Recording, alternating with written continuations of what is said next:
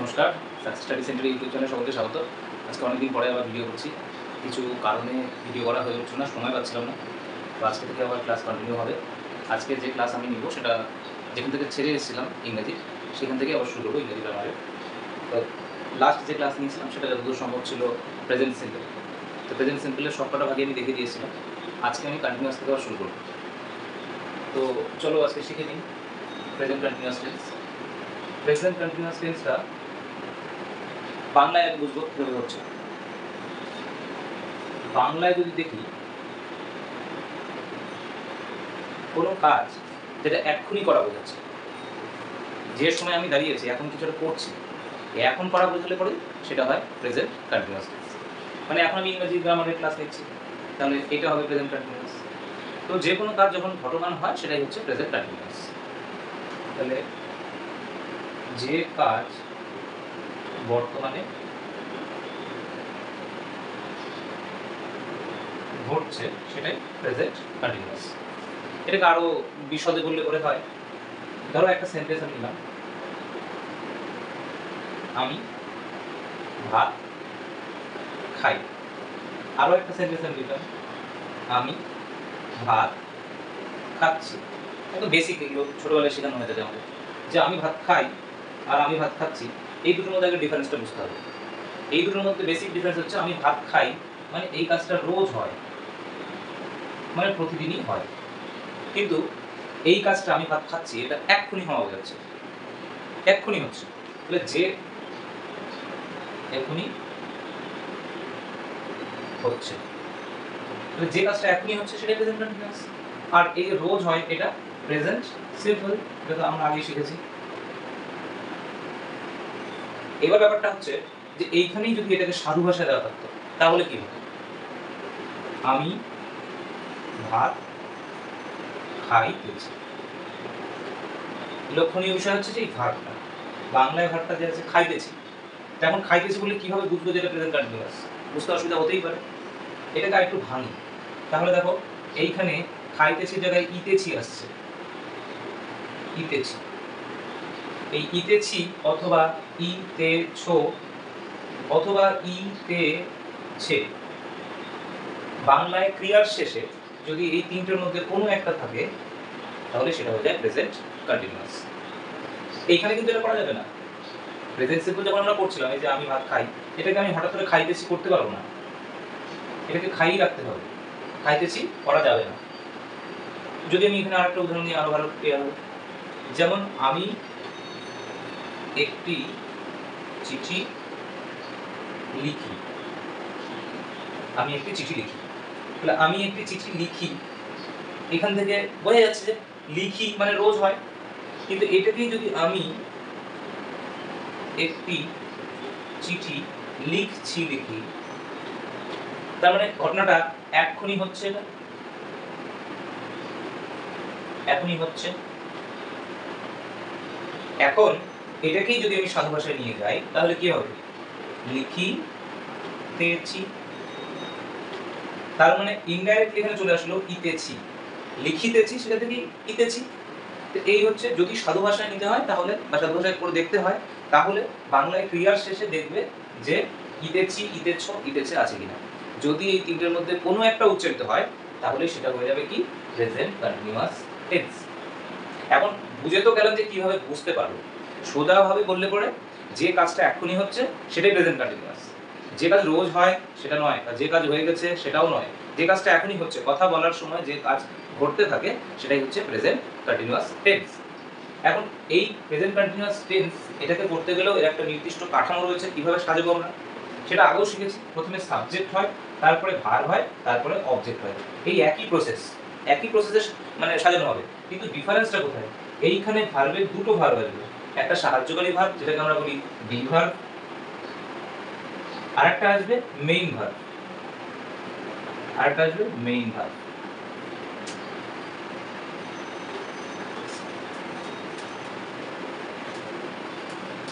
এখন তাহলে পুরোটা কি দাঁড়াচ্ছে? প্রথমে সাবজেক্ট, তারপরে বি ভার্ব, তারপরে মেইন ভার্বের সাথে মেইন ভার্ব, তার সাথে আইএনজি যুক্ত হবে, আর তারপর লাস্টে হবে অবজেক্ট বা কমপ্লিমেন্ট। কমপ্লিমেন্ট এখন সাবজেক্ট ভি ভার্বগুলো কি কি? অ্যাম, ইজ, আর, তিনটের মধ্যে যে কোনোটাই হতে পারে। তারপরে মেইন ভার্বের সাথে আইএনজি, আর লাস্টে অবজেক্ট বা কমপ্লিমেন্ট। অবজেক্ট থাকতে পারে আবার নাও থাকতে পারে। এখন এই যে বি ভার্ব, এই বি ভার্বটা সাবজেক্ট অনুযায়ী নিতে হবে। বি ভার্বটা যে নেব সাবজেক্ট অনুযায়ী নেব। যেমন সে একটি গাছ কাটছে, তাহলে সে বলে পরে ইংরেজিতে কি হবে? হি। হি এর পরে নিশ্চয়ই অ্যাম নেব না বা আর নেব না, হি এর পরে ইজ নেব। এটা তো আগেই শিখেছিলাম প্রেজেন্ট সিম্পল শেখানোর সময়, পুরো ডিটেইলটা দেখিয়ে দিয়েছি কার পাশে কোনটা বসে, হ্যাভ হ্যাজ ইত্যাদি।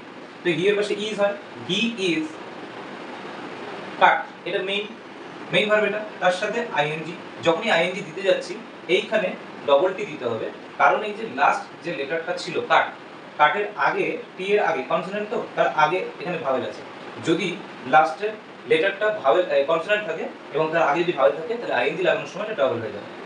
তাহলে ব্যাপারটা কি দাঁড়ালো? He is cutting a tree. এখন ব্যাপারটা হচ্ছে সাবজেক্ট এটা, বি ভার্ব এটা, ভার্ব প্লাস আইএনজি এই যে হয়ে গেছে। আর এই যে অবজেক্ট, এটা কি আদৌ অবজেক্ট? এটা দেখতে গেলে কি করতে হবে আমাদের? ভার্বকে প্রশ্ন করুন কি কাটছে, কি কাটছে? উত্তর আসছে গাছ। তার মানে উত্তরটা পাওয়া যাচ্ছে। আর আমরা শিখেছিলাম কি বা কাকে দিয়ে প্রশ্ন করলে পরে যদি উত্তর পাওয়া যায় তাহলে ডেফিনেটলি সেটা কি হবে? অবজেক্ট। তাহলে এটা অবজেক্ট হচ্ছে। তো এই হচ্ছে বিষয়। প্রথমে সাবজেক্ট থাকবে, তারপরে বি ভার্ব থাকবে, ভার্ব প্লাস আইএনজি হবে, মেইন ভার্বের সাথে আইএনজি, এবং লাস্টে থাকবে অবজেক্ট। তো এইটা হচ্ছে বেসিক জিনিস, এটা তো লাগবেই। এরপরে এটাকেই যদি আমরা আরেকটু ডিটেইলে শিখি যে এইখানে কমপ্লিমেন্ট থাকলে কি হতে পারে, তাহলে আমি যদি বলি he is cutting a tree, এখানে না বলে he is going to school,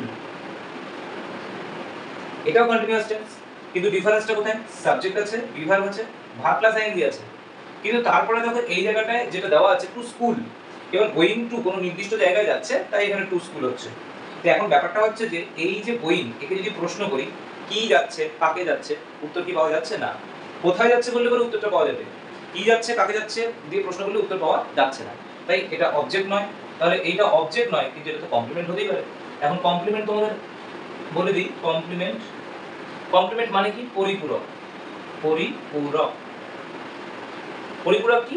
কোন সেন্টেন্সের মানে সম্পূর্ণ করার জন্য, অর্থটাকে আরো সুস্পষ্ট করে তোলার জন্য যেটা ব্যবহার করা হয় সেটাকেই বলে কমপ্লিমেন্ট। তো এখানে টু স্কুলটা, তাহলে গোয়িং টু, এই স্কুলটা কি?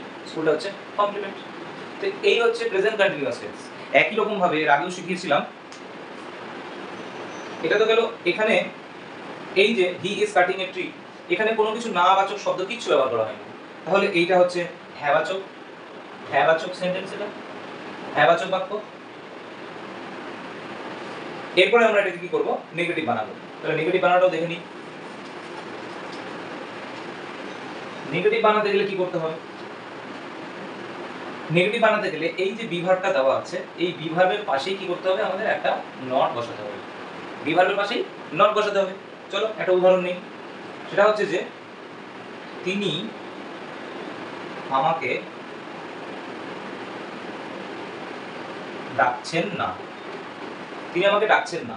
তো এখন এখানে তোমাদের কনফিউশন হতে পারে যে এখানে কি সেন্টেন্সটা প্রেজেন্ট কন্টিনিউয়াস আছে, কিভাবে বুঝবো যে প্রেজেন্ট কন্টিনিউয়াস আছে? আগে নাটাকে সরানো যাক। তিনি আমাকে ডাকছেন, যদি এবার তাও অসুবিধা হচ্ছে তাহলে আমি নটাকেও সরিয়ে দিই। এখানে সম্মান দেওয়ার জন্য তো নটাকে দেওয়া হয়েছিল, তিনি করা হয়েছে এখানে। তিনি যদি না করে আমি মানে সে করে দিই, তাহলে কি হবে? সে আমাকে ডাকছে। তো সেই জন্যই বললাম যদি অসুবিধা হয় এখানে নটাকে সরিয়ে নেওয়া যায়। তাহলে তিনি আমাকে ডাকছেন, এখান থেকে আমি বলতে পারি সে আমাকে ডাকছে। যদি সম্মান দিই তাহলে তিনি দিতে হবে, সম্মান দিব না তাহলে এখানে করে দেবো সে। তাহলে আমি যদি ধরে নেই যে সে আমাকে ডাকছে, তাহলে কি হবে? ডাকছে, এটাকেই আমি বোঝাই যাচ্ছে ডাকছে মানে এক্ষুনি ডাকছে। যদি এটাকে আরো অসুবিধা হচ্ছে না, এক্ষুনি ডাকছে না, বোঝা যাচ্ছে কিনা, তাহলে এইটাকে আমি কি করব? ডাকিতেছে, ডাকিতেছে করতে পারি সাধু ভাষায়। তাহলে এই যে ডাকিতেছে, এইখানে ভাঙলে পরেই আসে ইতেছে। আর আমরা শিখেছিলাম ইতেছি, ইতেছো, ইতেছে থাকলে পরে হয় প্রেজেন্ট কন্টিনিউয়াস টেন্স। তাই তিনি আমাকে ডাকছে, এটা প্রেজেন্ট কন্টিনিউয়াস টেন্সে আছে, এটা বোঝা যাচ্ছে। এবার আমি এটাকে যদি না করে দিই আবার আগের মতো, তিনি আমাকে ডাকছেন না, তাও তো এটা প্রেজেন্ট কন্টিনিউয়াসই থাকবে যে তিনি আমাকে ডাকছেন না, এক্ষুনি ডাকছেন না। এবার যদি আমি এটা ট্রান্সলেট করা শুরু করি, প্রথমে সাবজেক্টে তিনি, তিনি ইংরেজি কি? হি, তিনি ইংরেজি হি। এবার তারপরে একটা বিভাগ দিতে হবে, হি ইজ। তারপরে ভার্বটা কি ছিল? ডাকা, কল। তার সাথে কি দিব আমি? ING, calling. He is calling, কাকে ডাকছে? তিনি আমাকে ডাকছেন না, হি ইজ। এবার নাবাচক ছিল এখানে, এই যে না, নাবাচকের জায়গায় তাহলে কি দিতে হবে? নট। মনে রাখতে হবে যে নটটা যেটা বসাবো সেটা সর্বদা কার পাশে বসবে? এই বিভাগ যেটা থাকবে তার পাশেই বসাতে হবে, সর্বদা বিভাগের পাশেই বসবে, সাহায্যকারী ভার্বের পাশেই বসবে। তাহলে হি ইজ নট, তারপরে মেইন ভার্ব কল, তার সাথে ING, calling. He is not calling, কাকে ডাকছেন না? আমাকে ডাকছেন না, কলিং মি। তাহলে সাবজেক্টে হি, ইজটা কি? বিভাগ, নট সর্বদা এই বিভাগের পাশেই বসবে, ইজ নট। কলিংটা হচ্ছে মেইন ভার্ব প্লাস আইএনজি। আর অবজেক্ট কিনা এটা দেখার জন্য প্রশ্ন করতে হবে আবার, কাকে ডাকছে, কি ডাকছে। কাকে ডাকছে বললে উত্তর আসছে আমাকে ডাকছে, তার মানে এখানে এই মিটা অবজেক্ট। আচ্ছা, এই গেল নাবাচক সেন্টেন্স। এটা হচ্ছে নাবাচক, নাবাচক বাক্য। তো এখন আমরা এর আগেও শিখেছিলাম, আর আগেও বলেছিলাম যে প্রেজেন্ট সিম্পল যখন আমি শেখাচ্ছি তখনই আমি চারটা ভাগই শিখিয়ে দিয়েছিলাম এবং সেটা লেন্দি প্রসেসে একদম ডিটেইলে বলে দিয়েছিলাম যে কিভাবে হ্যাবাচক, নাবাচক, হ্যাবাচকের প্রশ্ন, নাবাচকের প্রশ্ন আমরা করব। তো এইখানে দেখো অলরেডি বিভাগটা এখানে আছে, তো আগের সেন্টেন্সেও ছিল বিভাগ এখানে অলরেডি দেওয়া আছে। প্রেজেন্ট সিম্পল একটা অসুবিধা হয় কি, যে বিভাগটা যেহেতু থাকে না, মেইন ভার্বটাই থাকে ওখানে, তো ওইখানে আমাকে বাইরে থেকে ডু বা ডাজ নিয়ে এসে কোশ্চেনটা বানাতে হয়। কিন্তু এখানে তো অলরেডি বিভাগ আছেই, এই যে হি ইজ বিভাগ আছে, তাহলে এই বিভাগটাকে বাইরে নিয়ে আসলেই তো কোশ্চেনটা আমি করতে পারবো। আমার তো বাইরে থেকে নিয়ে আসার দরকার নেই, সাহায্যকারী ভার্ব তো আমার এখানে সেন্টেন্সের ভিতরেই আছে। তাহলে আমি যদি এটাকে কোশ্চেন করতে চাই, জাস্ট কি করব? ইজটাকে বাইরে নিয়ে আসবো। এই ইজটাকে কি করব? বাইরে নিয়ে আসবো। Is he not calling me. এখন ব্যাপার হচ্ছে তোমাদের নটটা নিয়ে কনফিউশন হতে পারে, নটটা কি এখানেই থাকবে নাকি সামনে যাবে? এটা এর আগেও শেখানো হয়েছে যে এই যে সাবজেক্টটা, সাবজেক্টটা কি আমাদের নাউন না প্রোনাউন? অবশ্যই এটা প্রোনাউন। এখন যদি এটা নিয়েও কনফিউশন থাকে যে এটা নাউন না প্রোনাউন, তাহলে আমাদেরকে কি করতে হবে? দেখতে হবে যে আমি এর পরিবর্তে কিছু বসাতে পারবো কিনা। তাহলে আমি হি এর পরিবর্তে, হিটাই তো কারো নামের পরিবর্তে এসেছে, হি কি আবার কারণ হি এর পরিবর্তে কি আরো কোনো কিছু বসানো যাবে না? হিটাই একজন নামের পরিবর্তে এসেছে, একটা নামের পরিবর্তে, তাই হিটা যে এলো কারণ নামের পরিবর্তে এলো, নামের পরিবর্তে যেটা আছে সেটা প্রোনাউন। তাহলে এটা একটা প্রোনাউন। যদি এটা প্রোনাউন হয়, আমি বলেইছিলাম আগেও যে এটা যদি প্রোনাউন হয় তাহলে কি হয়? তাহলে এটা হচ্ছে নটটা কি করবে? এখানেই থাকবে, নটটা কিন্তু সামনে যাবে না। যদি এটা নাউন হতো তাহলে নটটা সামনে যেত, কিন্তু যেহেতু এটা প্রোনাউন তাই নটটা সামনে যাবে না, যেখানে ছিল এখানেই হয়ে যাবে। শুধু বাইরে কে আসবে? শুধু বাইরে আসবে এই বিভাগটা। এবার প্রেজেন্ট সিম্পলের সাথে যদি তুলনা করা যায় তাহলে কি দাঁড়াবে? প্রেজেন্ট সিম্পলে আমাদের ডু বা ডাজ নিতে হতো, কিন্তু এখানে সেন্টেন্সের ভিতরে যেহেতু বিভাগ এখানে অপশন দিয়ে দিয়েছে, সাহায্যকারী ভার্ব আছেই, তাই এই সাহায্যকারী ভার্বটাকে বাইরে নিয়ে করেই কাজ হয়ে যাবে। তো এটাকে যদি আমি হ্যাবাচক হলো, নাবাচক হলো, হ্যাবাচকের প্রশ্ন বানিয়ে দিলাম, সরি নাবাচকের প্রশ্ন বানালাম। এবার হ্যাবাচকের প্রশ্নটাও দেখিয়ে দিই। তাহলে হ্যাবাচকের প্রশ্ন যদি হয় তাহলে আমি এটা করতে পারি যে তুমি কি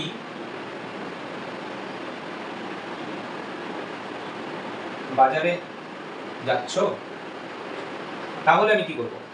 প্রথমত যদি আমি কিটা না থাকতো তাহলে আমি কি করতাম? ইউ আর, কারণ আমরা জানি ইউ এর সাথে আর বসে, you are going two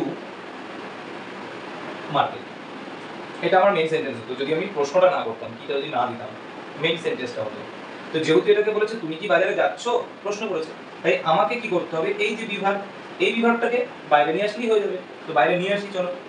R you going to market? Question mark. এই তুমি কি বাজারে যাচ্ছ?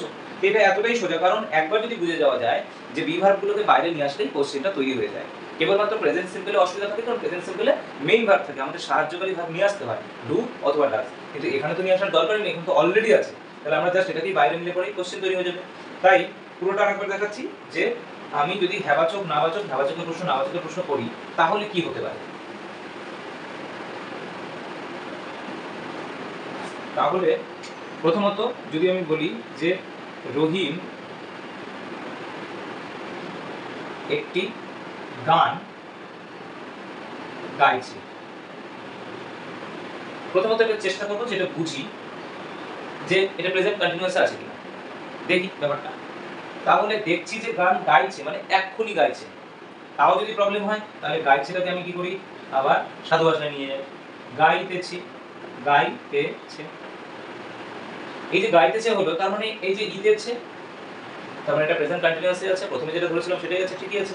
তাহলে এটাকে ট্রান্সলেট করা শুরু করি। প্রথমে তো এখানে কোথাও নাবাচক মানে কথা লেখাই নেই, তার মানে এটা কি একদম হ্যাবাচকই আছে প্রেজেন্ট কন্টিনিউয়াসে। তাহলে ট্রান্সলেট করলে রহিম একটি গান গাইছে। রহিম ইজ, রহিমের পরে ইজ এর third person singular, Rahim is, তারপরে মেইন ভার্বটা কি সিং, তার সাথে আইএনজি লাগাই, সিঙ্গিং, রহিম ইজ সিঙ্গিং, কি করছে একটি গান গাইছে, a song, Rahim is singing a song. এটা গেল হ্যাবাচক, এটা হ্যাবাচক। এটাকে যদি আমি এবার কি করি, হ্যাবাচক প্রশ্ন বানাই, হ্যাঁ প্রশ্ন, তাহলে কি করব, জাস্ট এই যে বিভাগটা এটাকে বাইরে নিয়ে আসবো। তাহলে is Rahim singing a song, is Rahim singing a song. এবার যদি আমি নাবাচক বানাই, নাবাচক বানাই ব্যাপারটা, তাহলে কি হবে, রহিম ইজ, বিভাগ তো দিতেই হবে যেমন আছে তেমন হবে। এবার নটটা লাগাবো, আমরা জানি যে বিভাগের পরেই নটটা বসাতে হয়। Rahim is not singing a song, এই হলো নাবাচক। এরপরে আসবে না প্রশ্ন। তো না প্রশ্ন যেটা করব সেক্ষেত্রে কি হবে, এইখান থেকে আমরা করতে পারবো, এইটা থেকে এই যে বিভাগটা এটাকে বাইরে নিয়ে আসি আগে, is.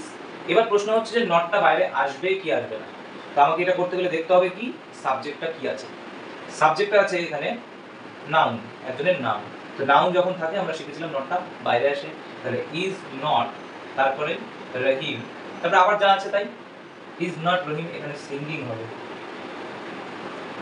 Is not Rahim singing a song, question mark. এই হচ্ছে চারটা সিস্টেম, মানে হ্যাবাচক, নাবাচক, হ্যাবাচক প্রশ্ন, নাবাচক প্রশ্ন। রহিম একটি গান গাইছে, তাহলে এর যদি আমি হ্যাঁ প্রশ্ন বানাই, রহিম কি একটি গান গাইছে, এর যদি নাবাচক বানাই, রহিম একটি গান গাইছে না, এবং এর যদি নাবাচকের প্রশ্ন করি, রহিম কি একটি গান গাইছে না। এই হচ্ছে চারটে ভাগ। এই চারটে ভাগের যে শিখলে এটা তো বেসিক কনসেপ্ট, এর উপরেই প্রশ্ন আসে। আমাদের কম্পিটিটিভ এক্সামে 2019 সালে যে ক্লাস পরীক্ষা হয়েছে সেখানেও এরকমই প্রশ্ন এসেছিল যে একটা সেন্টেন্স দিয়েছে, বলেছে নেগেটিভ কোশ্চেন কি হবে। তো এই হচ্ছে ব্যাপার, এই বেসিকগুলো আগে ক্লিয়ার করতে হবে। আমি অবশ্যই এরর কারেকশন দেখাবো, এগুলো না দেখি তো এরর কারেকশন দেখানো যাবে না। তো বারবার বলছি, এটা এই ছিল আজকে প্রেজেন্ট কন্টিনিউয়াসের ক্লাস। পরের দিন আবার আমরা আসবো প্রেজেন্ট পারফেক্ট টেন্সের ক্লাস। দেখা হচ্ছে পরের ভিডিওতে। নমস্কার।